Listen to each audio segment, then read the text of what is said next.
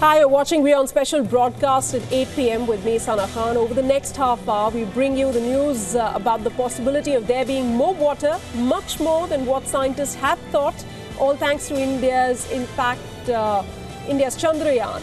In fact, US scientists have been able to now confirm that moon has huge water resources trapped under its surface. More on that later on in the show. But first, we take you to West Asia. Turkey's state-run news agency has published an article prepared by 3 reporters titled US Increases Military Posts Supporting the PKK/PYD in Syria.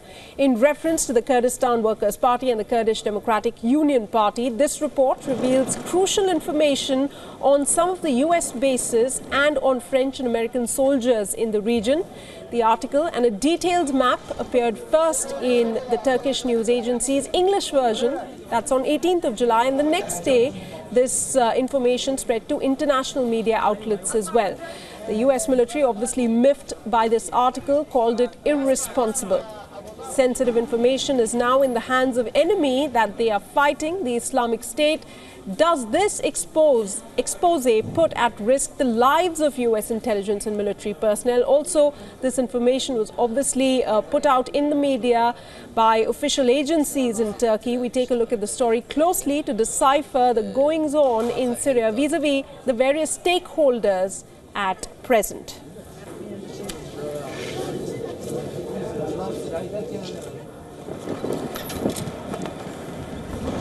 All right, in fact, joining me here in the studio is WION's Daniele Pagani. Daniele, first, for the benefit of our viewers, we want to understand, can AAA publish this sort of a news report without the government's prior intimation or the approval of the government? Well, the Anadolu agency is the state's news agency. So if we need to draw a comparison, it's the, let's say, Turkish PTI or the Turkish National Agency. So they can publish whatever they want without government approval. They are not a government-controlled agency. But when it comes to this sensitive report, I mean, we are talking about a NATO member giving out information on precise locations and number of soldiers in each and every single military base that the US are using in Northern Syria. So what I can say, it is impossible that the government of Turkey was not aware about this information being sent out. Also because it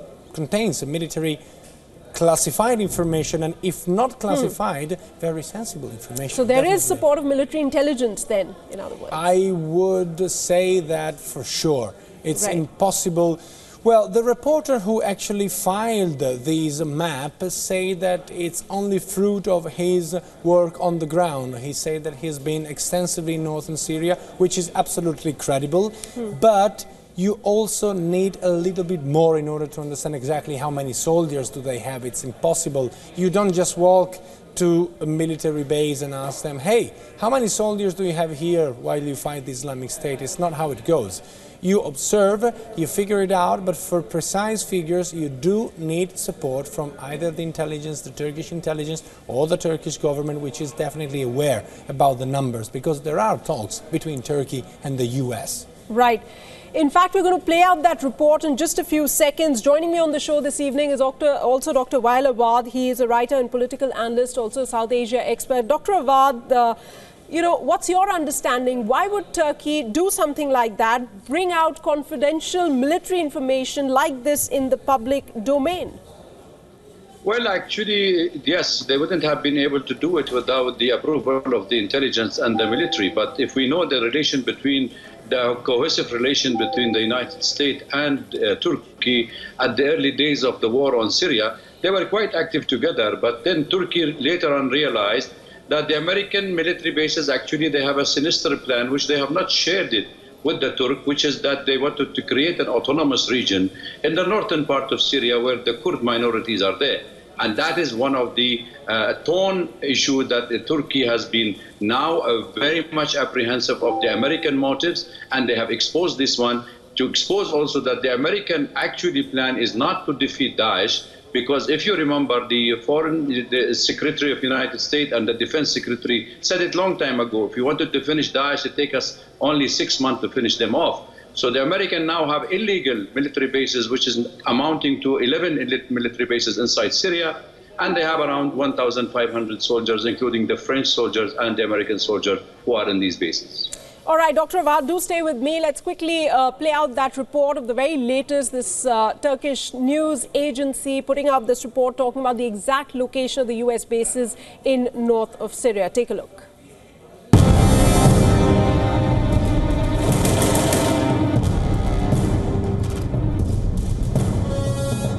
The United States military presence in northern Syria is no mystery. President Donald Trump clearly stated in May that they were working alongside the Syrian Democratic Forces to retake the city of Raqqa. The operation is currently underway. What is new is that, courtesy the Turkish Anadolu news agency, everybody now knows the exact location and the precise number of intelligence and military personnel the United States has on the ground in northern Syria. In northern Syria, in the Kurdish-controlled region called Rojava, the US has 10 military bases. The strategically most important is the Rmeylan airfield, close to the Iraqi border, a country where the US has already a significant presence, making it easier for them to send supplies.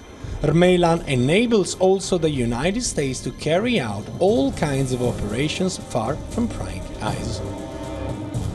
The Anadolu news agency does not put out reports without the Turkish government knowing about it. The detailed map they published comes at a time when relations between the two most important NATO members, the US and Turkey, are at their worst. The Turkish move seems deliberate and targeted at Washington. Turkey has never accepted the US decision to openly support the Syrian Democratic Forces, where tens of thousands of Kurds are currently fighting. Ankara considers them terrorists and is not willing to accept a long Kurdish belt running along its southern border. They fear it will bolster separatist claims of the million Kurds living in Turkey. The details on US troops in Syria are unlikely to pose a major risk. These bases are deep inside Kurdish-controlled territory. Nevertheless, heightened security measures will have to be taken, since the Islamic State could be tempted to attack them.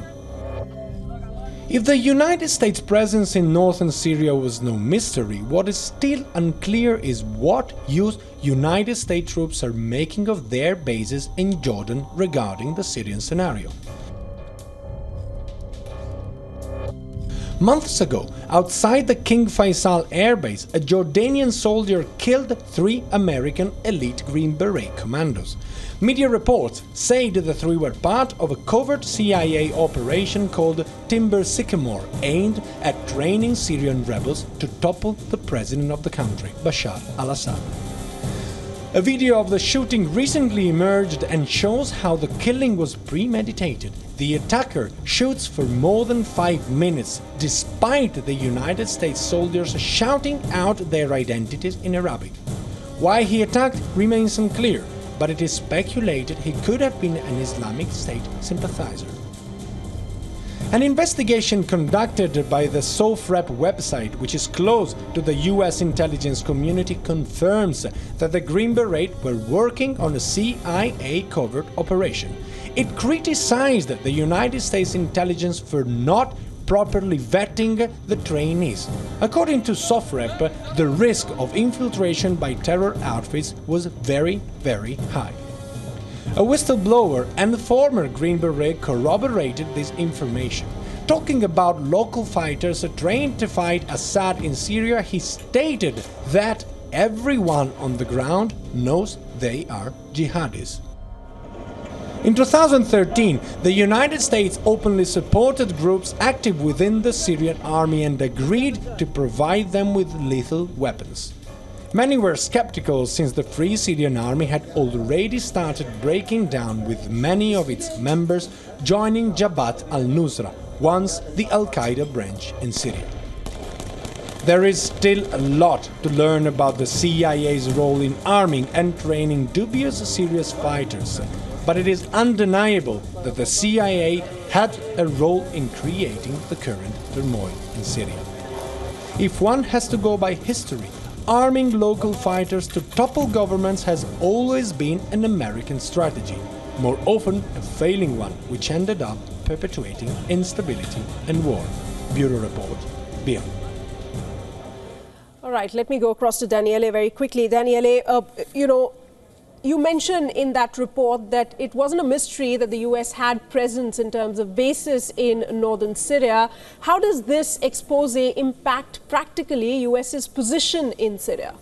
Well, I doubt that there is a proper and real and true security risk, because all the bases, all the 10 or 11 bases, one is not very clear if it is there or not there, are well inside Kurdish and American-controlled territory. Therefore, it will be very difficult for the Islamic State, which now is on the back foot, to reach those places. Nevertheless, the United States and the Kurdish forces, the Syrian Democratic Forces, will need to enhance their security levels, because the Islamic State is no conventional enemy. So it can be the case of them trying to reach these premises within a refugee, perhaps, hiding inside refugee inflow or whatever. So I wouldn't say that this expose is militarily significant. It's more of a diplomatic, clear attack that Turkey is waging against the United States in a moment when their relations is really at its worst. All right.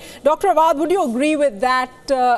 Is this a clear indication, if nothing else, that Turkey is trying to convey to the US that it's frustrated? Well, I compliment Daniel of his report. In fact, I would like to add two very important points on this, that Turkey, in relation with the United States, Turkey remain a very strong ally in the NATO's and the American military bases and a wider perspective for the future. But you see, if you look at the situation now between Turkey, Syria and Iran, we notice that Turkey is very much coming closer to Russia for two reasons. A, because the American plot is being exposed. They are worried about the Kurdish population inside Turkey, and they're worried of the future plan of the American in creating these issues. So therefore, if these military bases are to be established in Syria, United States may be thinking in the future even to shift the Incirlik military base inside Turkey into Syria, because we all know all these jihadists, where they will go now. They will be creating havoc inside Turkey, and Turkey's future is at bleak, because that is the plan actually. And the United States, and we see President Trump himself has already stopped supporting the terrorist organization inside Syria. And now we see that they are only supporting the Kurd and the PYD and the PKK, and that is also creating, or the PKK, and they are also creating a kind of, worries about the regional neighbors inside in this part of the world. But the more important, which I have to mention here also, that there is oil and gas. Remember this, there is oil and gas in those areas. Rumaylan is one of the largest oil fields inside Syria, which is bordering Iraq. They wanted to cut the Iraqi-Syrian connections. So all this goes in the bigger plan of the United States by creating more military bases and more of a drone culture for the future. Point taken, Dr. Awad. A.K. Pasha, he's a professor at the Center for West Asian School of International Studies at the JNU. He also joins us. Thanks so much, Professor Pasha, for being with us here on the show. We are talking about what's happening vis-a-vis this report that has now been put out from Turkey and now retracted. What do you think is happening over here? Is it a clear sign that Turkey is frustrated with the United States, whatever is going on in Syria, and it's now decided to make that clear by doing this? You see, we have to keep the background inside. Turkey's agenda from the very outside was against Bashar al-Assad and regime change.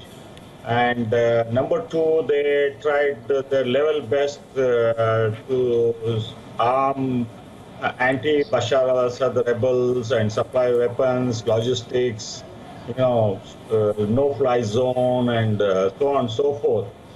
But to their utter surprise, these rebels or anti-Bashar people did not make much headway either in Idlib or Aleppo or in the border areas.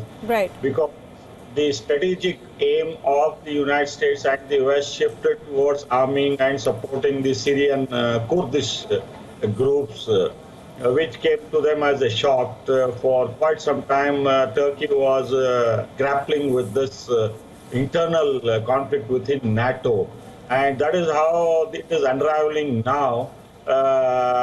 they had to make peace with Bashar al-Assad and drop their regime change But cut agenda. to today's Professor Pasha, it's very clear that the US is dependent to fight the ISIS on the Kurdish militia, the PKK at this point, and that's clearly a separatist movement that is at war with Turkey. It's also called a terror organization by the US, EU and Turkey. So that's really where the problem lies. How do you see the US responding to this now?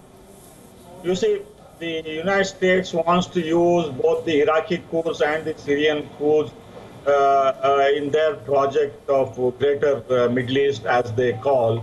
And they are using this not only against the ISIS, but also to put pressure on Turkey and Iraq also. In the sense, you know, the American agenda is to expand their influence in new areas, and that's how the Kurdish issue, right from 91 onwards, comfort zone and the no-fly zone have been used to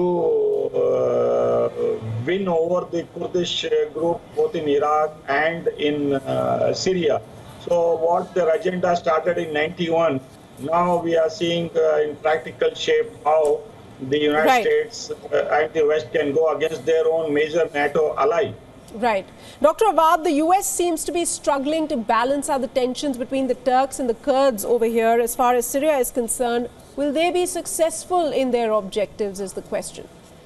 The problem, they are not saying what is their objective. That is why Turkey is quite worried. That is why even the Iraqi people now are quite worried, because there will be a referendum there for separate Kurdistan and Iraq. That is why the American, actually speaking, if the American follow their own interest in the Middle East, we will never have a problem with the American. The American does not implement their own foreign policy in the region. What the American doing in Syria is illegal. It's against the international law. All these 11 bases are illegal according to international law. Even Lavrov, the foreign minister of Russia, told the American, tomorrow we finish with Daesh, then what you are doing there? So there is a question mark for the American really plot inside the region. Right. There is, okay, you are interested in the oil and gas, there is a way of getting the oil and gas of Syria. But dividing Syria, disintegrating this part of the world, creating another Sykes-Picot after 100 years, that's not the plan. That's why Turkey is more worried now, because Turkey, a heterogeneous society, is really at risk. Because we said Pakistan in the making and Syria was Afghanistan in the making. Right. Daniele, coming back to this report, how will this information, we've talked about this, a little more detail into that, dent or impact, or will it or won't, the US operation against Daesh in Syria? No, I don't think so. I don't think so. As I already said, all the bases are well within the Kurds' controlled belt. So it's impossible for the Islamic State definitely to, which is currently the enemy the US and the Kurds are fighting in Raqqa, and in the future, if they will succeed, they will shift down to Deir ez-Zor if the Syrian Arab army does not reach earlier. All the bases are well inside the Kurdish territory. What is interesting to note about this is that even if this was already known, now the fact that the world knows that there are 10 bases, and yes, it's true, it's illegal. On an international law basis, the presence of these stable bases on a territory where they were not invited, it's illegal. Right. If we are talking about a law frame. And this makes me think that there is the possibility of the United States considering of not moving out once the Islamic State will be defeated, also because they need to put pressure on Turkey. The Americans, the NATO, I would correct, do have a large presence inside Turkey. They have bases in Turkey, but as far as the relation is now concerned, they can't operate clearly out of that. Daniele, just for the benefit of our viewers, these are those different bases that are operating out of the northern Syrian territory, right? Yes, if we can see them. So one of the most important one, I would say, is the base of Remeilan. We need to shift close to the border to Iraq. Why that is important? That base is very important, not this one, but the one on the northern east corner, which is currently coming. It's very important because A, it contains an air base, which means this base I'm talking about. A, it contains an air base, which makes it possible for the United States to conduct a far distant operation without problems. B, is close to the Iraqi Kurdistan region, where the United States have an extensive presence, and also in Mosul, so in the Gayara air base, in Hammam al-Alil, in close to Tal Afar, in the town of Baidush. They have a huge presence, so it means that they can connect and they can shift men, weapons, and whatever they need. So, northern part of Syria is called Rojava, is now a Kurdish-controlled area, but there are a lot of Sunni Arabs living there. People in Raqqa are Sunni Arabs, so this poses a major problem, both when it comes to the international law. The United States will need, at a certain point, to justify to the international community what are they going to do with these bases. What happens when the Syrian civil war is over? You cannot leave military bases in a country without... 30-second response from both of my guests now. Coming to you, Dr. Awad, first. In this Syrian civil war, do you think that Turkey has failed to make a point as far as fighting the jihadists? And where did they fail? Well, they failed in all the front. They have supported the Muslim Brotherhood. Now he's fighting, he's backfiring at them. They are ready to give Idlib to the Syrian government if the American plot to create a Kurdish area is over. So I think the Turks are now waking up for the real politics in this region. All right. And Professor Pasha? Yes, you see, the Americans now have realized that despite more than 10 years of investment in Iraq, the Iranians have more influence than the Americans, so they are losing hope of having Iraq on their side. So no wonder they used Turkey in the initial phase. Now they dumped in favor of the Syrian Kurds, and now they have established themselves in the number of cases which you have been discussing. So it is part of their agenda to prevent Iran from linking up with Syria, with Hezbollah, and having connection with the Mediterranean Sea. So in that way, the Americans use the Turks, the Kurds, and also the IS to entrench themselves and create a situation where in the long run they will be there inside the territories which they are now calling bases. Right. In fact, on that note, we'll have to wrap up, but a couple of crucial points there being made by guests and Daniele over there. Well, the war in Syria might not be over, but there are major players who are coming out and staking their claim in the fight that is going on in Syria. They have different interests, and that is what we try to bring out with this story that came to us from Syria, being published there in the news agency, giving out specific locations of where all the US military bases are located in the northern part. Thank you so much, Professor Pasha, Dr. Awad, and Daniele for joining me here on the show.